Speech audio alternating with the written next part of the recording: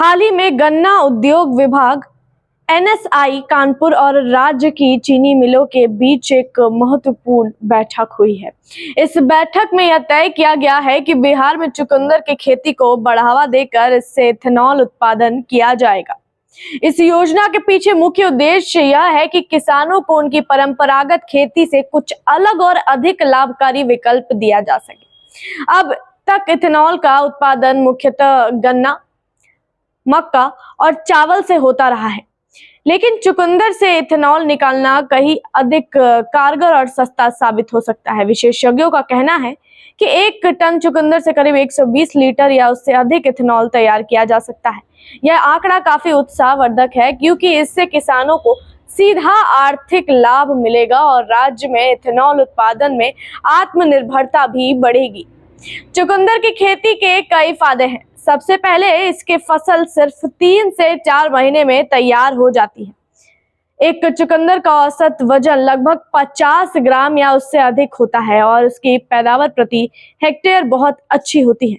मतलब यह है कि कम समय में ज्यादा उत्पादन और ज्यादा मुनाफा। यही वजह है कि अब किसानों की इसके लिए प्रोत्साहित किया जा रहा है।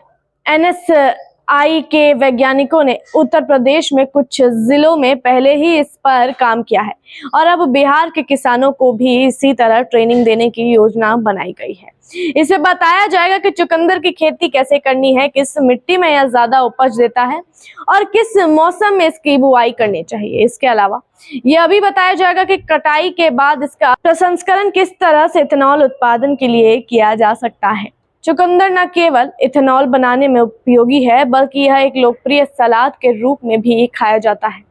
यह शरीर को ऊर्जा देने वाला, खून बढ़ाने वाला और स्वास्थ्यवर्धक माना जाता है। इसके अलावा बाजार में चुकंदर की अच्छी मांग बनी रहती है, यानी किसान अगर इसे इथेनॉल उत्पादन के लिए नहीं बेचना चाहे तो खुले बाजार में भी इसे अच्छे दामों में बेच सकते हैं। हालांकि इस योजना को सफल बनाने के लिए कुछ तैयारियां भी करनी होंगी। सबसे पहले तो चीनी मिलों में तकनीकी बदलाव करना होगा। चुकंदर से इथेनॉल निकालने की प्रक्रिया थोड़ी अलग होती है, जिसके लिए डिफ्यूजर नाम की एक मशीन की जरूरत पड़ती है। इसके अलावा किसानों को जागरूक करना और उन्हें प्रशिक्षण देना भी बहुत जरूरी है। इसके लिए गन्ना उद्योग विभाग और एनएसआई मिलकर कार्यक्रम चला रहे हैं। यह योजना सिर्फ इथेनॉल उत्पादन तक सीमित नहीं है, इससे रोजगार के नए रास्ते भी खुलेंगे। जब खेती बढ़ेगी तो उससे जुड़ी दूसरी गतिविधियां जैसे प्रसंस्करण, परिवहन और मार्केटिंग में भी काम के मौके बढ़ेंगे। इससे राज्य की अर्थव्यवस्था को बल मिलेगा और गांव में रहने वाले लोगों को अपने ही इलाके में काम मिलेगा। अगर यह योजना सफल होती है तो बिहार इथेनॉल उत्पादन में देश के अग्रणी राज्यों में शामिल हो सकता है। अभी इस दिशा में शुरुआत हुई है, लेकिन आने वाले समय में इसके नतीजे बहुत अच्छे देखने को मिल सकते हैं। खासकर उन किसानों के लिए यह एक वरदान साबित हो सकता है जो अब तक पारंपरिक खेती से संतुष्ट नहीं थे और कुछ नया करना चाहते थे। सरकार और संबंधित विभागों से उम्मीद की जा रही है कि वे इस योजना को जमीन पर सफलतापूर्वक लागू करें और किसानों को हर जरूरी मदद उपलब्ध कराएं। इससे न केवल राज्य में खेती को नया रास्ता मिलेगा, बल्कि युवाओं को स्वरोजगार के नए अवसर मिलेंगे। इस तरह चुकंदर अब सिर्फ सलाद की थाली में सीमित नहीं रहेगा, बल्कि यह बिहार की खेती, उद्योग और अर्थव्यवस्था के लिए एक बड़ा गेम चेंजर साबित हो सकता है।